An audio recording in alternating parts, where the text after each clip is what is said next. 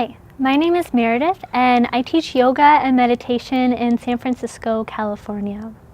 Whenever I teach meditation, one of the hardest things seems to be finding a seat that's comfortable and sustainable.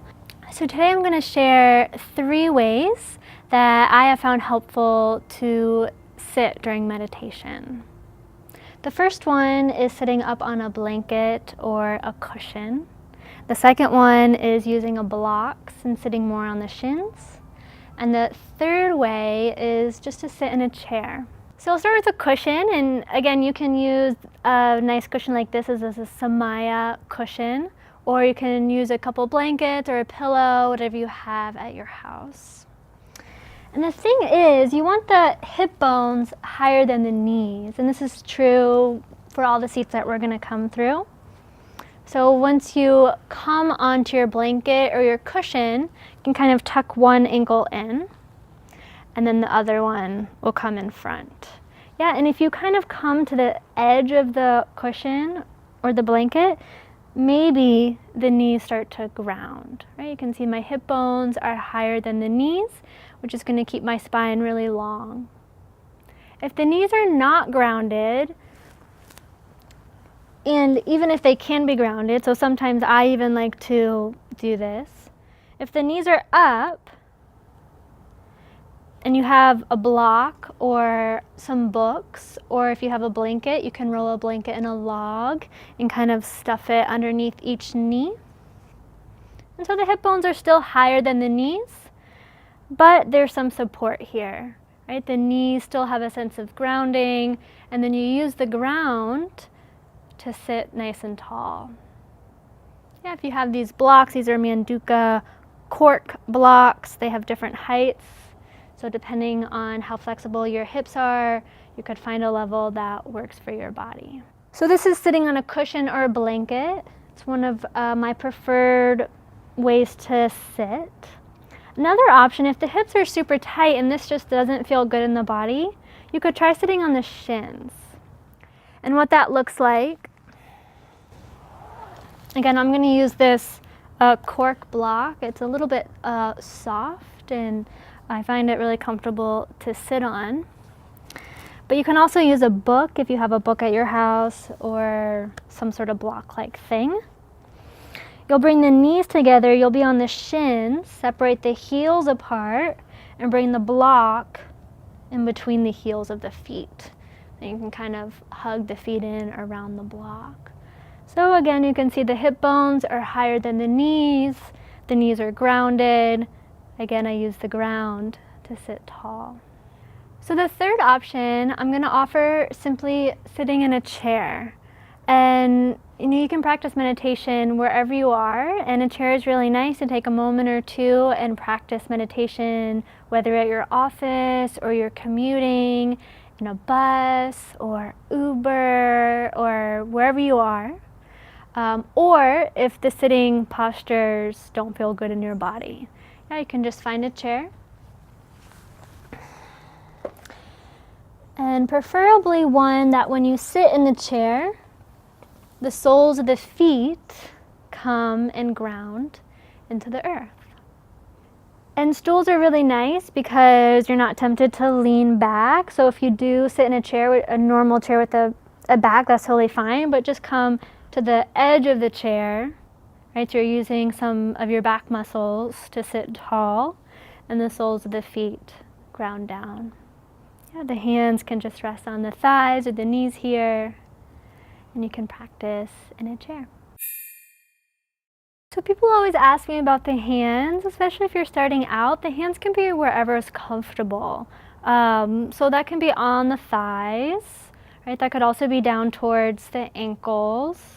And palms facing up kind of invites a little bit of receiving energy. You can feel some lightness through the palms of the hands. The palms facing down are more grounding. If you feel like very anxious, like the energy is getting splayed all over, the mind's thinking about all these things, then I recommend palms facing down and connecting into the earth. A lot of people ask me about sitting crisscross, right, with the knees up. And you can try this out. For me, it feels a little bit unsustainable because I feel like my muscles are kind of working to hold the knees up. If the knees are away from the ground, that's when I would recommend putting a prop, right? So I'm using these blocks here, but you could use whatever is at your house, pillows or blankets, kind of stuff them underneath so that the knees can relax, the legs go heavy towards the ground, and then all these muscles, the hip flexors and the psoas, right, all these muscles here can soften, right? So then it makes it more sustainable. You're sitting through the sitting bones, and there's a little bit of work through the upper back. You're using some of the back muscles to sit tall and to keep the spine really long and energized. Sometimes I feel this, and I know a lot of my students feel that wherever they're sitting, if they're on the ground sometimes, that one leg or maybe both legs go tingly, or even they start to go numb, which is common. It's pretty common, especially if you're new to this practice. One of the things that may be from is having the knees higher than the hips. So as a general rule, wherever you're sitting, you want the hips higher than the knees, right? And even if you're having a comfortable seat where the hips are still higher than the knees, you may still experience some tingling. Again, this is not unusual. Finding some elevation, maybe you need to get higher. You could put more blankets and get higher up, which could be helpful. Or that's where the yoga comes in, right? So yoga, asana, this word that we're familiar with, it means seat. And nowadays it kind of refers to all the yoga poses and the postures and the vinyasa and the moving around. And that system was really designed to clean the body, to strengthen the body, to open the hips up to maintain this seat. So if you're experiencing tingling or sensation, recognize that as something that's okay. And maybe just do a little bit of movement, right? Do some yoga before or after the seated practice. So the tingling is okay. Sit with it if you can. If it gets really uncomfortable, you could try changing one leg in front of the other, whichever leg is in front, or you could even change your position. You could come onto the shins. Usually if you're on the shins with the block between the heels, usually the tingling will stop.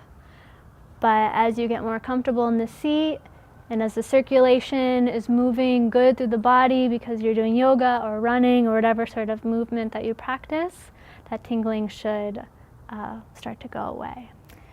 Thank you for tuning in. I hope one of these seats or all of these seats are helpful and supportive for your meditation practice. If you're in San Francisco, come practice with me at Yoga Garden. I teach a meditation class there every Tuesday and Thursday morning. And you can tune into my new podcast. It's called Sit With. It's a meditation and contemplation podcast, and you can find all the info to that at my website, spiritwellness.net. Namaste.